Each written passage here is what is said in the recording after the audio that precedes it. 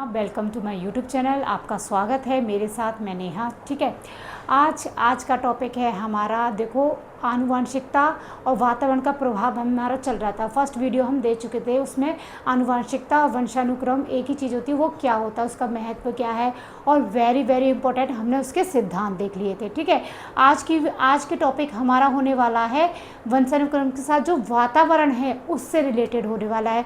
अब देखो, आपको बताया आनुवंशिकता और वातावरण एक दूसरे के पूरक होते हैं, इन दोनों के बिना कोई काम नहीं चलता। ऐसे ही जैसे कि आपका खेती हुई और फसल हुई, दोनों को पहले फसल अपने आप नहीं होगी, क्या चाहिए होगी, खेती चाहिए होगी। ऐसा ही इन दोनों का रोल है। आनुवंशिकता के लिए क्या चाहिए, वातावरण चाहिए। वातावरण क्या होता है, एक तरह से देखो, वातावरण या पर्यावरण, वातावरण को हमने किताबी भाषा में पर्यावरण कहा है, मनोवैज्ञानिकों ने कहा है पर्यावरण। ठीक है, तो पर्यावरण का अर्थ क्या है, पर्यावरण से तात्पर्य क्या है। देखो, पर्यावरण क्या होता है, हमारे आसपास का चारों ओर का वातावरण, चारों ओर की चीज़ें क्या क्या हैं। ठीक है, जीव जंतु, पेड़ पौधे, ज्ञान, आपका सब कुछ, खाना पीना, सब कुछ डिपेंड करता है। ठीक है, पर्यावरण किससे बनकर मिला है, आपका परि प्लस आवरण। ठीक है, तो पर्यावरण, ठीक है, जो आपका परि प्लस आवरण है, तो परि का मतलब क्या होता है, परि का मतलब होता है चारों ओर का। ठीक है, चारों ओर का। आवरण का मतलब होता है, आवरण कर देना, किसी चीज़ का आवरण कर देना, उसका मतलब होता है, उसका अर्थ होता है आवरण का ढका होना, किसी चीज़ को घेरे हुए, ढके हुए, मतलब चारों तरफ से ढका हुआ या घेरा हुआ। तो इसका अर्थ क्या निकला आपका कि पर्यावरण क्या होता है, वातावरण क्या होता है, चारों ओर का, चारों ओर से घिरा हुआ। चारों ओर से घिरा हुआ, किस से घिरा हुआ, जो आसपास की हमारी चीज़ें हैं, भोजन है, हमारी वस्तु हैं, हमारे जीव जंतु हैं, हमारे पेड़ पौधे हैं, हमारा वातावरण है, हमारी गैसेज हैं, एवरीथिंग, सबसे घिरा हुआ इंसान है। अब जब आनुवंशिकता होगी, जब आपका वंश होगा, वो किस पे डिपेंड करेगा, वातावरण पे भी डिपेंड करता है। बोलते हैं ना कि ठंड ज़्यादा रहती है तो वहाँ का बच्चा गोरा होता है। जैसे आपका, आप इस तरफ चले जाओ, विदेश में चले जाओ तो वहाँ का वातावरण अलग होता है, और आपका ये साउथ अफ्रीका की तरफ चले जाओ, वहाँ के लोग काले होते हैं, क्योंकि वहाँ का वातावरण अलग होता है, वहाँ का वंशज अलग है, वहाँ का वंशज अलग है। सब किस पे डिपेंड करा, आपका वातावरण पे किया। ठीक है, देख लेते हैं हम वातावरण का अर्थ क्या होता है। वातावरण के लिए पर्यावरण शब्द का प्रयोग भी किया जाता है। वातावरण आपका दो शब्दों से मिलकर बना है, चारों ओर से घिरा है। ठीक है, परिभाषा, परिभाषा इज़ अ वेरी इंपॉर्टेंट, परिभाषा पूछ ली जाती है, मैं इसीलिए लिख के दे रही हूँ, आप लोग एग्जाम में देखना, सभी एग्जाम्स में परिभाषाएं दी जाती हैं। ठीक है, तो आपके रोल्स क्या कहते हैं, रोल्स के अनुसार क्या है वातावरण, वातावरण या पर्यावरण एक ही होगा, वह शक्ति है जो सब पर प्रभाव डालती है। ये तो ऑफकोर्स सही बात है, मैंने अभी बताया कि पर्यावरण क्या है, सब पर प्रभाव डालेगी, एक शक्ति है और प्रभाव डालती है। तो आपको रोल्स क्या ध्यान रखना है, रोल्स ने शक्ति बोला है वातावरण को, बस इतना ध्यान रखना और टिक कर देना है। ओके, क्योंकि आपको वहाँ डेफिनेशन सुनानी तो है नहीं, रिलेट करनी है, रिलेट करके आपको ध्यान में रखनी है। ठीक है, फिर है आपका वुडवर्थ। वुडवर्थ क्या कहते हैं, वातावरण में वे समस्त बाह्य तत्व, जो वातावरण है उसमें बाह्य तत्व, समस्त बाह्य तत्व आ जाते हैं जिन्होंने जीवन प्रारंभ करने के समय व्यक्ति को प्रभावित करता है। इन्होंने कहा है जो बाह्य तत्व हैं, बाह्य तत्व जैसे कि आस पड़ोस, खाना पीना, सब कुछ जो बाह्य तत्व हैं उसके जीवन पर प्रभाव डालते हैं, वही वातावरण होता है। ठीक है, एनास्टेसी क्या कहते हैं, पर्यावरण वह वस्तु है, ये इन्होंने क्या कहा है, पर्यावरण वह वस्तु है जो व्यक्ति के जीन्स के अतिरिक्त प्रत्येक वस्तु को प्रभावित करते हैं। तो उन्होंने क्या कहा है, जो जीन्स है उसको, मतलब आपका वंशानुक्रम है, उसके अलावा आपको प्रत्येक वस्तु को प्रभावित करते हैं। ठीक है, पी गिलवर्ट क्या बोलते हैं, वातावरण वह वस्तु है जो प्रत्यक्ष है, वातावरण वह वस्तु है जो कि एक आपकी प्रत्यक्ष है, जो प्रत्यक्ष रूप से तुरंत प्रभावित करती है। प्रत्यक्ष मतलब वातावरण जैसे आपका चेंज होगा, वातावरण चेंज हुआ, स्कूल चेंज हुआ, माहौल चेंज हुआ, वो तुरंत आपको प्रत्यक्ष मतलब डायरेक्टली आपको इन्फेक्ट करती है। ठीक है, आपको वो रिलेट करती है। हम पर्यावरण के, वातावरण के आपके तत्व पढ़ लेते हैं, कारक पढ़ लेते हैं, पर्यावरण कैसे प्रभाव डालता है, क्या क्या हमारे टीचर शिक्षक में पर्यावरण मेन इम्पोर्टेंट है, वो सब हम देख लेते हैं। पर्यावरण संबंधी कारक, ठीक है। वातावरण या पर्यावरण आपके संबंधी कारक क्या होते हैं? 3 कारक दिए हुए हैं। देखो, सामाजिक कारक है, एक सामाजिक कारक है, आर्थिक कारक है और आपका दूसरा है सांस्कृतिक कारक, ठीक है। 3 कारक दिए हुए हैं, वातावरण के 3 कारक हैं। सांस्कृतिक आपका सामाजिक कारक क्या होता है? देखो, जो इंसान है, जो व्यक्ति है, जो पैदा हुआ है, वो बिल्कुल समाज से बहुत रिलेट होता है। समाज के बिना उसका कुछ नहीं है। कि आप उसको, एक बच्चा पैदा हुआ है, उसको एक कोने में डाल दो, एक कारागारवास में डाल दो या जेल में, कहीं उसे समाज नहीं मिले तो उसका विकास बहुत मंद होगा, कुछ भी विकास नहीं होगा। तो समाज, आसपास का समाज, आपका सब जो समाज की चीज़ें हैं वो बहुत रिलेट करती हैं, बहुत आवश्यक है, ठीक है। जैसे कि हमारी क्या क्या है, सामाजिक व्यवस्था है, ठीक है। सामाजिक व्यवस्था, रहन सहन कैसा है हमारा सामाजिक, ठीक है। जैसे हमारी कल्चर है, परंपराएं हैं, सबका सामाजिक अलग है ना। सबके अलग अलग वैल्यूज़ हैं, सबकी जगह जगह की वैल्यूज़ हैं।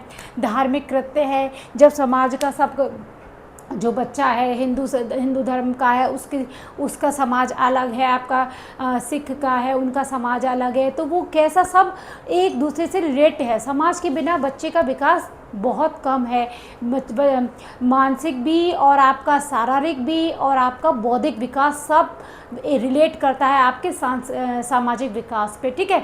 आपकी जैसे रीति रिवाज हो गई, वो किस में आएंगे? सामाजिक कारक में। पारंपरिक अंतः क्रिया हो गई, ठीक है। संबंध आदि बहुत से तत्व जो कि आपके सामाजिक कारक में आते हैं, ठीक है। दूसरा है आपका आर्थिक कारक। आर्थिक कारक होता है, देखो, आर्थिक, जब तक इंसान के पास पैसा नहीं होगा, आर्थिक नहीं होगा, तो बच्चे का विकास ठीक नहीं होगा, ठीक है। बच्चे का आनुवंशिकता अच्छी नहीं होगी, वंश अच्छा नहीं होगा। आपने देखा होगा गरीबों का, या जैसे झुग्गी वगैरह, उनके वंश कैसे होते हैं, बहुत अलग होते हैं, उनका विकास नहीं होता, उनका वो विकास नहीं कर पा रहे पीढ़ी दर पीढ़ी। क्यों? क्योंकि वो आर्थिक मंदी के कारण भुगत रहे हैं, ठीक है। उनकी आर्थिक स्थिति बहुत ख़राब है, ठीक है। शुरू से ही उनका पीढ़ी दर पीढ़ी वही सिस्टम चलता आ रहा है, क्योंकि उनकी आर्थिक स्थिति ख़राब है, इसलिए गवर्नमेंट उनको वो कोटा देती है, रिजर्वेशन देती है। देखो, एक आर्थिक स्थिति हमारे वंशानुक्रम, आनुवंशिकता पर बहुत डिपेंड है, वातावरण पे।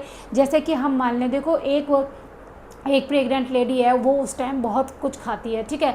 सब कुछ उसे पौष्टिक तत्व मिल रहे हैं, उसको सब तरह की दवाइयाँ मिल रही हैं, सारा ट्रीटमेंट मिल रहा है, बहुत अच्छे अच्छे पौष्टिक तत्व मिल रहे हैं, काजू बादाम मिल रहे हैं, एवरीथिंग, फॉलिक एसिड, मतलब फॉलिक जो दवाई देते हैं ये डॉक्टर, सारे विटामिन्स हैं, आयरन्स हैं, सब कुछ उसको मिल रहा है। उसका बच्चा पेट में ही, गर्भधारण में ही बहुत अच्छे से डेवलप हो गया, ठीक है।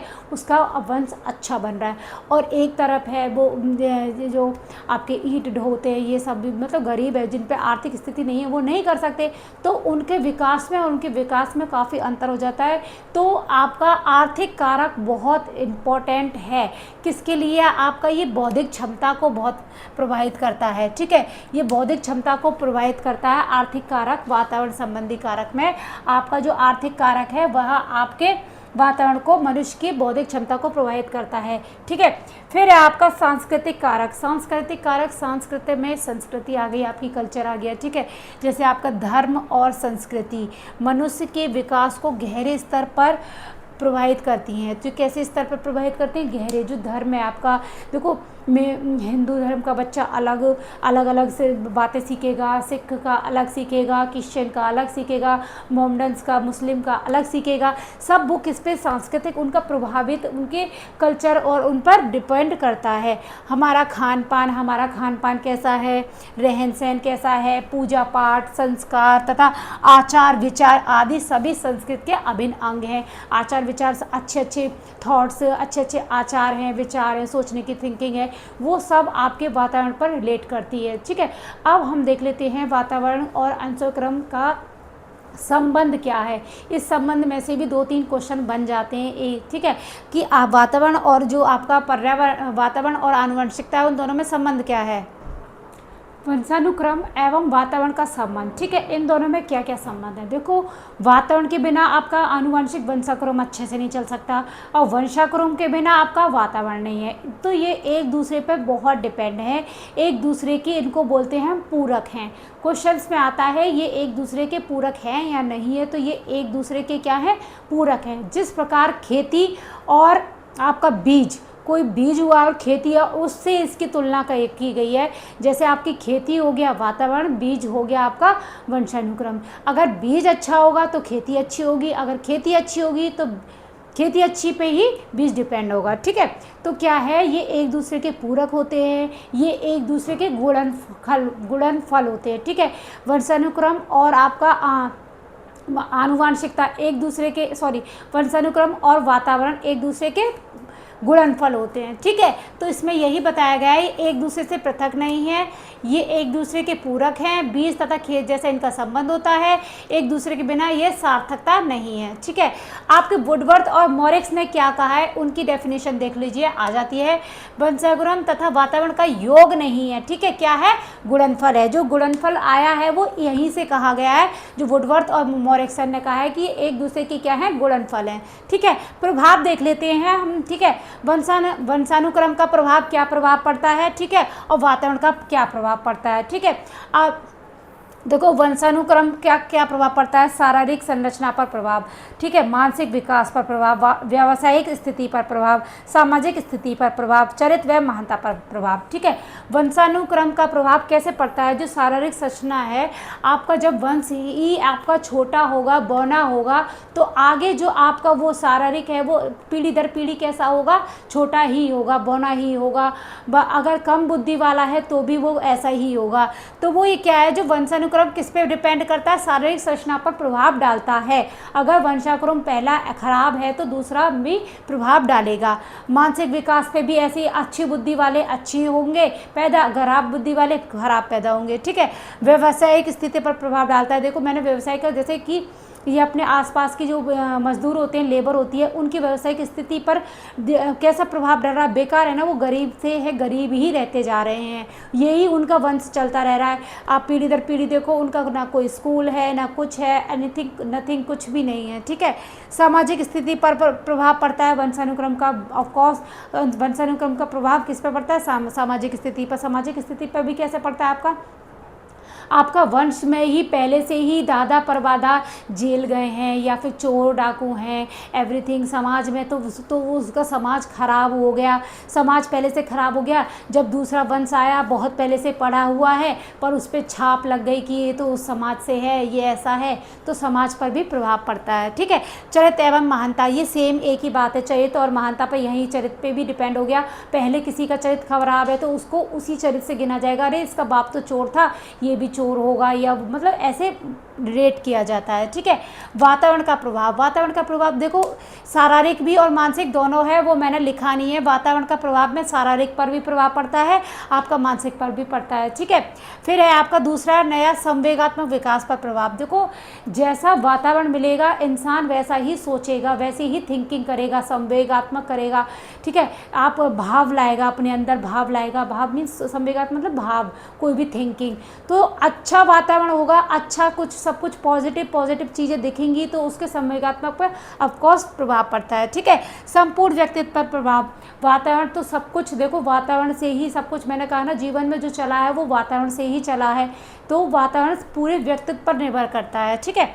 मनोवैज्ञानिक कारकों पर प्रभाव, मनोवैज्ञानिक वही जो सोचने पे, थिंकिंग पे किस पे डिपेंड होगी, वातावरण जैसा वातावरण होगा वैसा ही मनोवैज्ञानिक थिंकिंग होगी, ओके। भयंकर रोग या चोट पर प्रभाव, देखो आपका बच्चा है कि ठीक है वो पढ़ रहा है लिख रहा है, ठीक है, उसके अचानक बहुत भयंकर बीमारी हो गई, या फिर चोट लग गई, तो उसका वातावरण पे क्या प्रभाव पड़ा, उसके प्रभाव पड़ा ना, चोट का प्रभाव पड़ा। कैसे चोट लग गई, स्कूल बंद हो गया, वो पढ़ नहीं पा रहा, तो उस पर प्रभाव पड़ा, ठीक है। फिर है आपका अंतःस्रावी ग्रंथियाँ, ग्रंथियों पर प्रभाव पड़ता है। पीयूष ग्रंथि आपकी काफ़ी ग्रंथियाँ हैं, ठीक है। अंतःस्रावी ग्रंथियों पर प्रभाव, बुद्धि पर प्रभाव पड़ता है वातावरण का। ऑफकोर्स ज़्यादा अच्छा वातावरण होगा तो बुद्धि अच्छी होगी, सब कुछ होगा। जन्म के क्रम का प्रभाव, ठीक है, देखो वातावरण अच्छा होगा तो जन्म के क्रम पर, देखो अच्छे वातावरण खराब क्रम होता जाएगा। मैंने बोला ना कि अच्छा, जैसे अच्छा खिलाड़ी का बच्चा है, स्वस्थ है, सब कुछ खा पी रहा है सब कुछ, तो उसका वंश जो आगे आएगा उसमें भी वो कुछ शारीरिक पॉइंट्स मिलेंगे। तो वो वंशानुक्रम जब खराब होगा वातावरण के अकॉर्डिंग वो खराब हो जाएगा, तो वो पीढ़ी दर जैसे बौने हुए, तो वो पीढ़ी दर क्रम पर प्रभाव पड़ रहा है ना, उनका क्रम प्रभाव पड़ रहा है। तो ये था आज का टॉपिक हमारा, वंशानुक्रम एवं वातावरण, ठीक है।